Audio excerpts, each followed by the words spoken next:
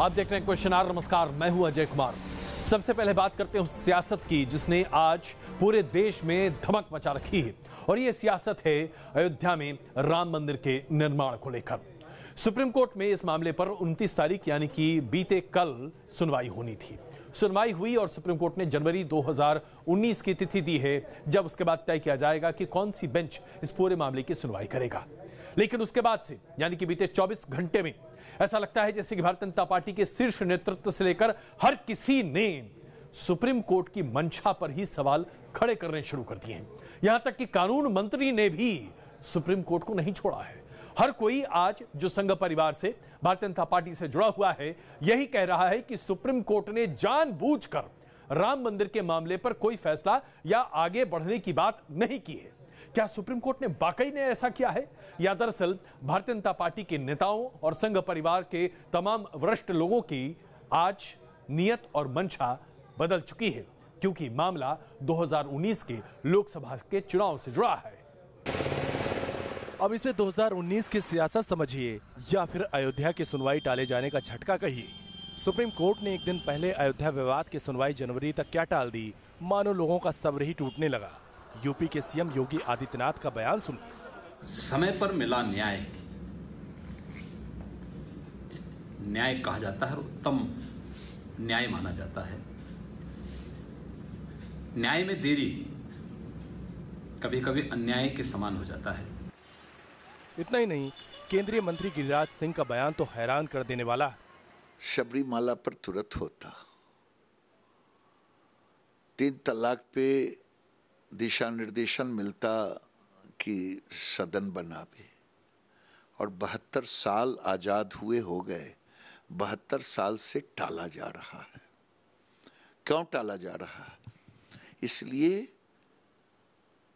कि हिंदू समाज शालीन होते हैं। हरियाणा के मंत्री अनिल विज ने भी इसी तरह का बयान दिया है। उन्होंने अयोध्या विवाद की सुनवाई टाले जाने को एक अलग रंग देने की कोशिश की।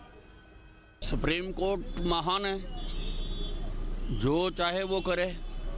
चाहे यकूब मेनन के लिए रात के 12 बजे सुप्रीम कोर्ट को खोले, और चाहे जो राम मंदिर का विषय है जिसके ऊपर करोड़ों लोग टकटकी लगा के देख रहे हैं, उसको तारीख पे तारीख मिले, तो ये तो सुप्रीम कोर्ट की मर्जी है। महान है सुप्रीम कोर्ट। इतना ही नहीं, संघ परिवार हो, विश्व हिंदू परिषद हो या फिर संत समाज, अयोध्या केस की सुनवाई को जनवरी तक टाले जाने का फैसला रास नहीं आ रहा। न्याय के साथ खिलवाड़ हो रहा है सुप्रीम कोर्ट में।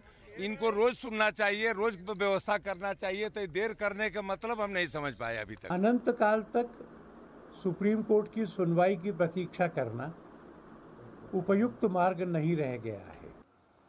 अब सवाल उठता है कि जब यह विवाद सुप्रीम कोर्ट में है, तो फिर इस तरह संवैधानिक पदों पर बैठे लोग क्यों सवाल उठा रहे हैं? आखिर क्यों बयानों के जरिए अलग माहौल तैयार करने की कोशिशें हो रही हैं? Team news nation.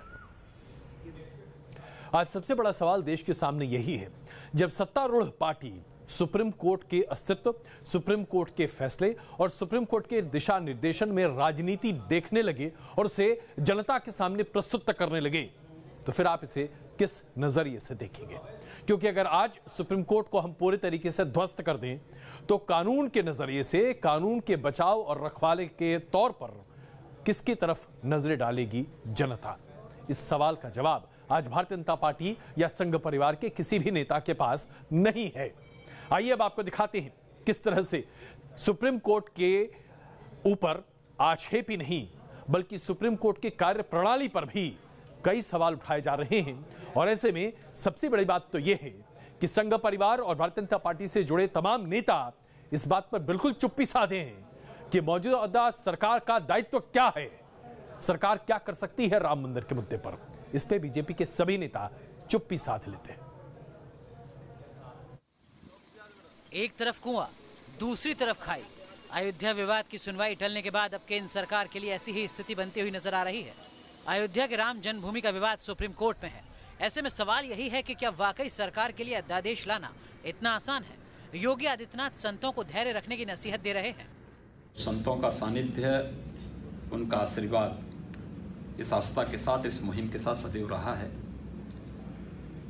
विपत्ति में व्यक्ति को धैर्य नहीं खोना चाहिए, बल्कि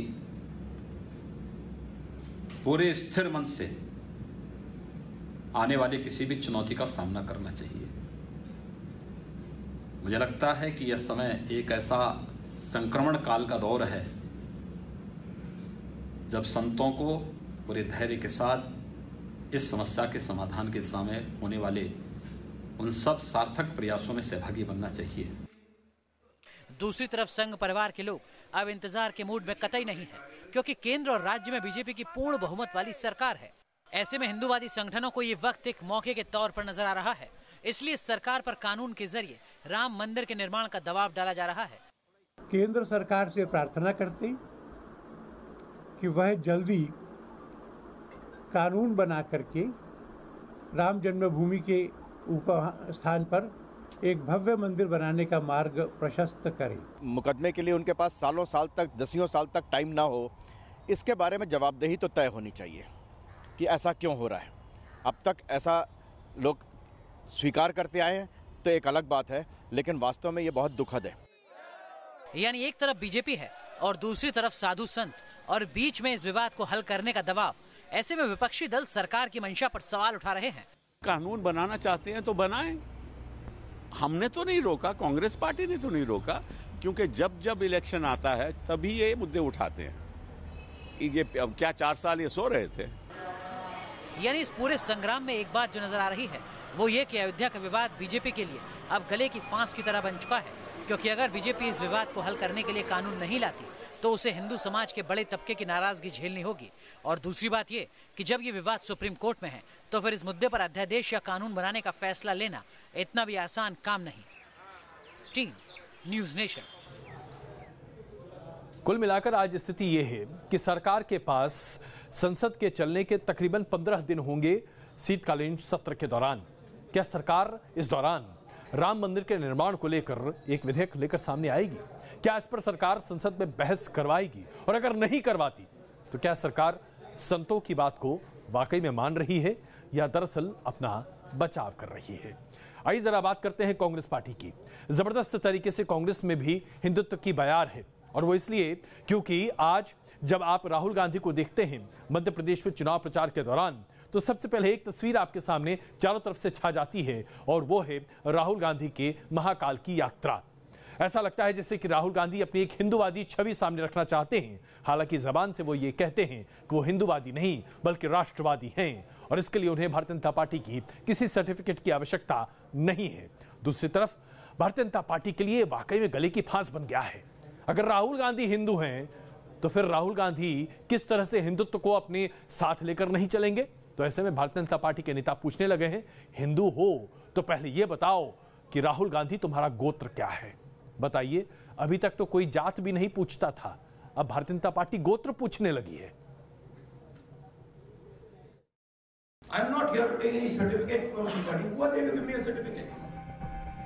मंदिर जाने के लिए किसी सर्टिफिकेट की जरूरत नहीं। कांग्रेस अध्यक्ष राहुल गांधी का यह बयान जवाब है बीजेपी नेताओं को, जो बार बार उनके हिंदू और हिंदूवादी होने पर सवाल उठाती है, उनके मंदिर जाने का मजाक उड़ाती है और भगवा कपड़ों पर भी तंज कसती है। उनकी नई शिव भक्ति की शुभकामनाओं। आप हिंदुओं के आस्था के साथ खिलवाड़ करने की कोशिश मत करिए। आप बताइए क्या गोत्र है आप?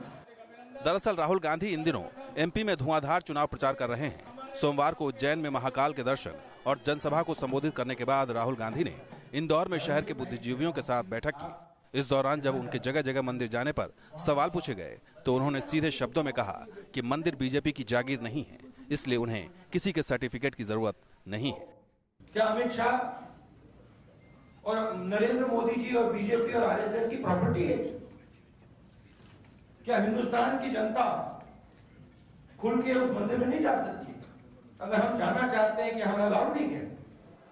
हालांकि राहुल गांधी ने आगे कहा कि वो हिंदूवादी नहीं, राष्ट्रवादी नेता हैं, मगर राहुल गांधी ने यह दावा जरूर किया कि वो हिंदू धर्म को बीजेपी नेताओं से ज्यादा बेहतर समझते हैं।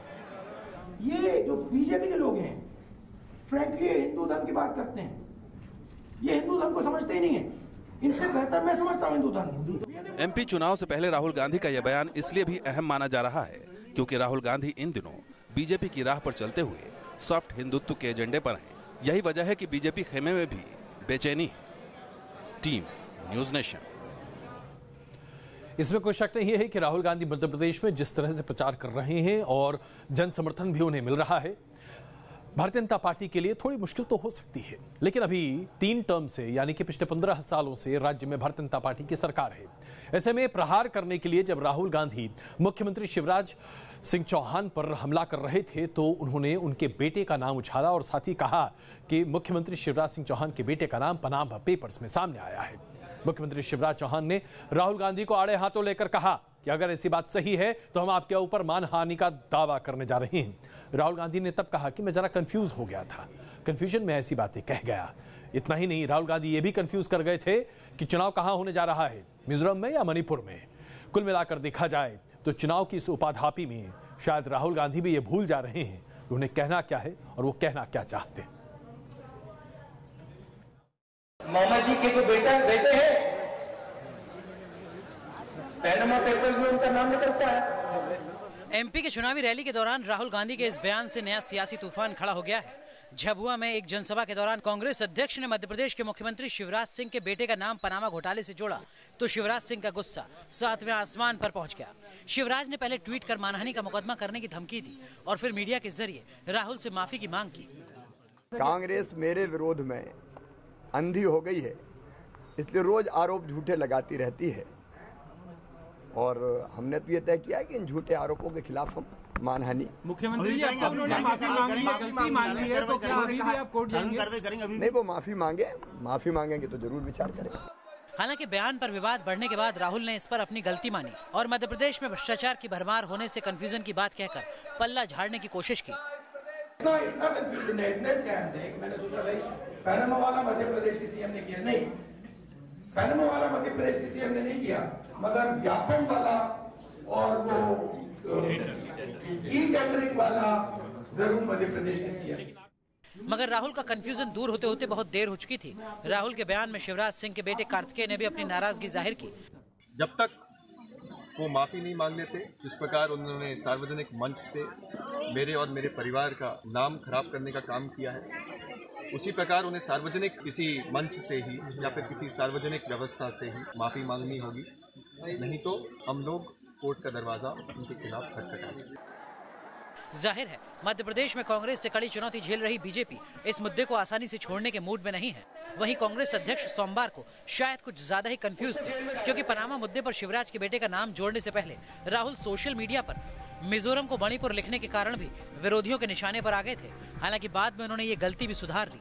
Team news nation. वैसे राहुल गांधी के सियासी रंग तो हम आपको दिखा ही रहे हैं, लेकिन आपको ये भी दिखाते हैं कि जब कोई इंदौर पहुंचता है तो एक आम व्यक्ति की तरह राहुल गांधी ने भी इंदौर में वही किया जो हम हर कोई करता वहां दिखाई देता है। भाई, इंदौर में खाऊ गली में आप न जाएं, ऐसा कैसे संभव हो सकता है? जबरदस्त जायकेदार खाना मिलता है तो राहुल गांधी भी वहां अपनी पूरी टीम के साथ पहुंचे। ज्योतिरादित्य सिंधिया, कमलनाथ वहां पहुंचे। उसके बाद साथ ही साथ सेल्फी ली लोगों के साथ, खाना खाया और बहुत मजा मस्ती हंसी ठट्ठा करते भी दिखाई दिए। इस रेस्टोरेंट में पहुंचे और उसके बाद फिर यहाँ एक आइसक्रीम पार्लर में भी पहुंचे, क्योंकि इंदौर में आइसक्रीम खाने का अंदाज बड़ा अलग है। वहाँ आइसक्रीम को भी एक ऐसे व्यंजन के तौर पर प्रस्तुत किया जाता है जो अपने आप में दिलचस्प है। राहुल गांधी इस आइसक्रीम को खाने के लिए जैसे ही आगे बढ़ रहे थे, सामने एक बच्चा दिखा तो उन्होंने बच्चे से पूछा, भाई खाओगे क्या? कुल मिलाकर राहुल गांधी का एक ऐसा अंदाज दिखा जो लोगों को काफी भाता हुआ नजर आया।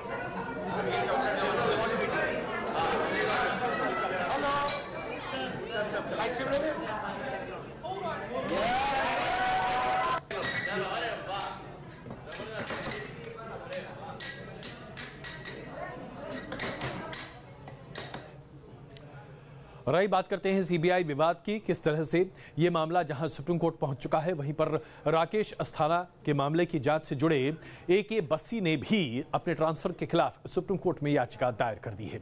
ए.के. बस्सी ने खुलासा किया था कि उनके पास अस्थाना के खिलाफ काफी पुख्ता सबूत हैं, लिहाजा उनका ट्रांसफर कर दिया गया। वहीं अस्थाना पर घूसखोरी का आरोप लगाने वाले सतीश सना के खिलाफ सीबीआई ने समन जारी कर दिया है। विवादों में फंसे सीबीआई के special director Rakesh Asthana case की जांच कर रहे सीबीआई अधिकारी AK बस्सी ने बड़ा खुलासा किया है। बस्सी ने दावा किया है कि उनके पास अस्थाना के खिलाफ काफी सबूत हैं। यही वजह है कि अचानक उनका ट्रांसफर अंडमान निकोबार कर दिया गया। AK बस्सी ने सुप्रीम कोर्ट में याचिका दाखिल करते हुए अपने ट्रांसफर के फैसले को चुनौती दी है। दरअसल सीबीआई ऑफिसर AK बस्सी उसी जांच टीम में शामिल थे जो स्पेशल डायरेक्टर राकेश अस्थाना के खिलाफ भ्रष्टाचार के कथित केस की जांच कर रही थी। लेकिन 24 अक्टूबर को अचानक उनका ट्रांसफर अंडमान निकोबार द्वीप में कर दिया गया, जिससे नाराज AK बस्सी इस फैसले के खिलाफ सुप्रीम कोर्ट पहुंच गए। बस्सी ने देश की सबसे बड़ी अदालत से SIT जांच कराने की मांग की है। साथ ही इस मामले पर तुरंत सुनवाई की गुहार लगाई है, मगर अदालत ने कहा कि वो उनकी याचिका पर विचार करेगी। इस बीच राकेश अस्थाना पर घूसखोरी का आरोप लगाने वाले दुबई के बिजनेसमैन सना सतीश पर शिकंजा कसता दिख रहा है। खबर है कि सीबीआई सना का लाई डिटेक्टर टेस्ट करा सकती है। दरअसल सना ने राकेश अस्थाना पर 3 करोड़ घूस लेने के आरोप लगाए हैं, जिसकी जांच के लिए सीबीआई ने सना को समन जारी किया है। हालांकि सना ने सुप्रीम कोर्ट में समन रद्द करने की याचिका दी थी, मगर सुप्रीम कोर्ट ने सना की याचिका खारिज कर दी। इससे पहले छुट्टी पर भेजे गए सीबीआई निदेशक आलोक वर्मा ने भी सुप्रीम कोर्ट में याचिका दाखिल की थी, जिस पर अदालत ने 2 हफ्ते में सीवीसी को जांच पूरी करने का आदेश दिया था। इस मामले में अगली सुनवाई 12 नवंबर को होनी है। Team news nation. और अब बात करते हैं छत्तीसगढ़ के उस नक्सली हमले की जिसने आज एक बार फिर छत्तीसगढ़ के स्थानीय प्रशासन पर एक बड़ा सवालिया निशान खड़ा कर दिया है। सीआरपीएफ और स्थानीय पुलिस की टीम पर नक्सलियों ने एक बड़े हमले को अंजाम दिया और इस हमले में 2 जवान शहीद भी हुए, जबकि एक टीवी चैनल के कैमरा पर्सन की मृत्यु हो गई। याद कीजिए, साल 2013 में भी ठीक इसी तरह चुनाव के पहले नक्सली हमले में कांग्रेस के पूरे शीर्ष नेतृत्व को छत्तीसगढ़ में नक्सलियों ने मार गिराया था।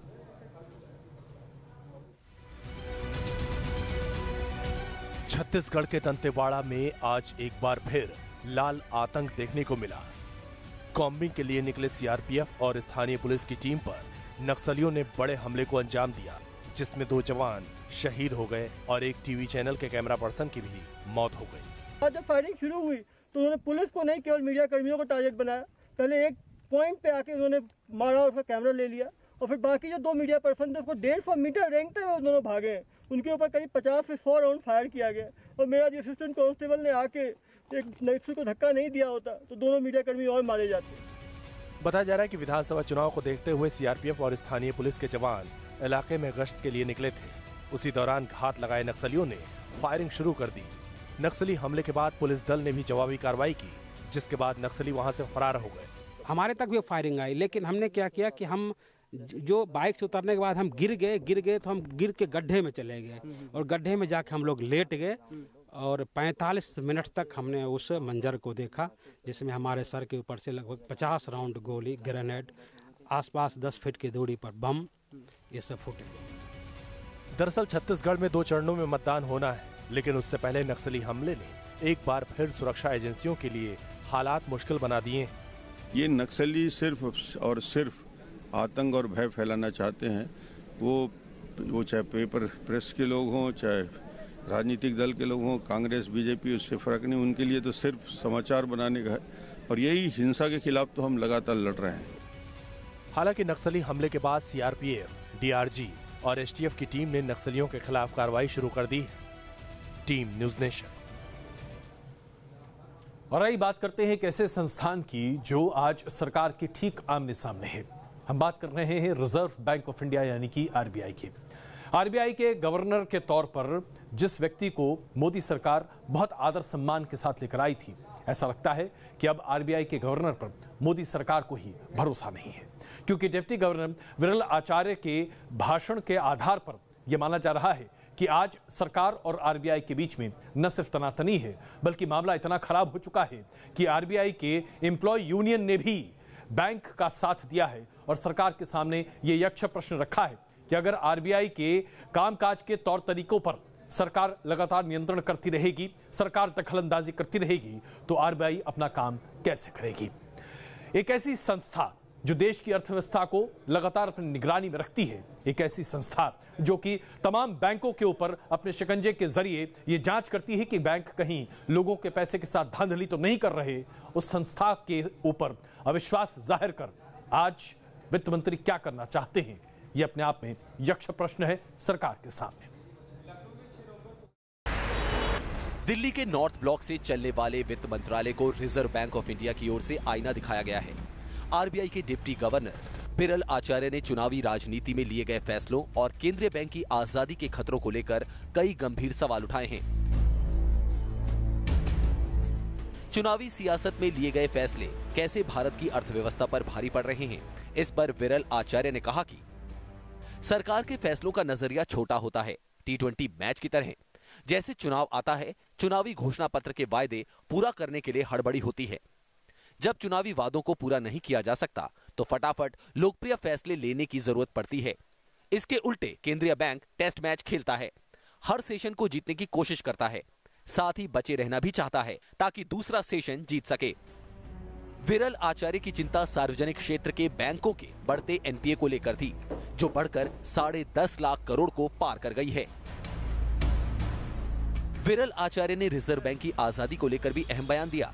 विरल आचार्य ने कहा कि जो सरकार रिजर्व बैंक की स्वतंत्रता का ख्याल नहीं रखती, वो देर सवेर वित्तीय बाजार का कोपभाजन बनेगी। जिस दिन ये वित्तीय चिंगारी सुलगाई गई, उसी दिन वित्तीय संस्थान को कमजोर कर दिया गया।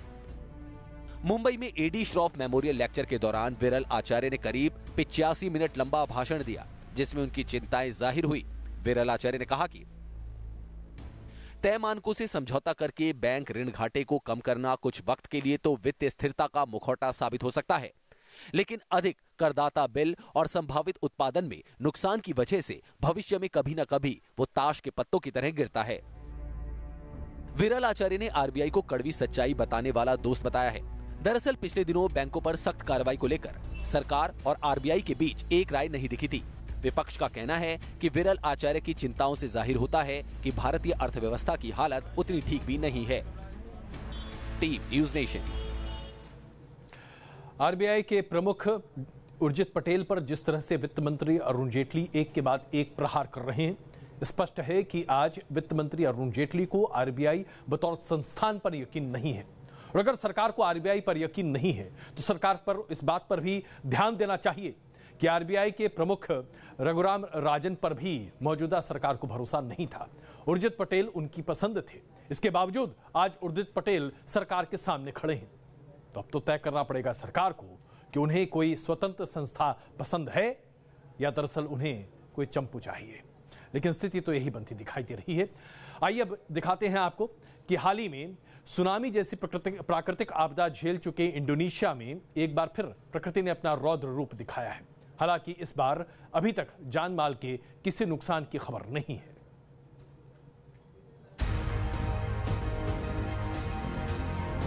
धधकता ज्वालामुखी, उससे निकलता लावा, चारों तरफ फैला धुएं और राख का गुबार। इंडोनेशिया का अनक क्रैकटोवा ज्वालामुखी इन दिनों इसी तरह धधक रहा है। लेकिन ज्वालामुखी के लावे में चमकती बिजली की इन तस्वीरों ने हर किसी को हैरान कर दिया है। ज्वालामुखी में चमकती कड़कड़ाती बिजली का ऐसा नजारा शायद ही पहले देखा गया हो। इसे वॉल्केनिक लाइटनिंग कहा जाता है। ये बिल्कुल वैसा ही होता है जैसे आसमान में बिजली कड़कती है। ज्वालामुखी में चमकती इस बिजली की कोई ठोस वजह अभी तक सामने नहीं आई है। इंडोनेशिया का ये ज्वालामुखी ज्यादा पुराना नहीं है, लेकिन कम वक्त में ही ये दुनिया के सबसे ज्यादा देखे जाने वाले वॉल्केनोज में शामिल हो चुका है, क्योंकि यहाँ इस तरह के विस्फोट लगातार होते रहते हैं। कहा जाता है कि ये ज्वालामुखी 1883 में हुए एक भयानक विस्फोट में पूरी तरह तबाह हो गया था। उस विस्फोट में हजारों लोगों की जान भी गई थी। उसके बाद बचे राख और बाकी के अवशेषों से बना ये नया ज्वालामुखी, जहां अक्सर कुदरत का करिश्मा दिखाई देता है। ये ज्वालामुखी जावा और सुमात्रा के द्वीपों के बीच सुंदा स्ट्रेट में मौजूद है। ये प्रशांत रिम की सक्रिय ज्वालामुखी की श्रृंखला का हिस्सा है, जिसे अक्सर रिंग ऑफ फायर भी कहा जाता है। Team news nation.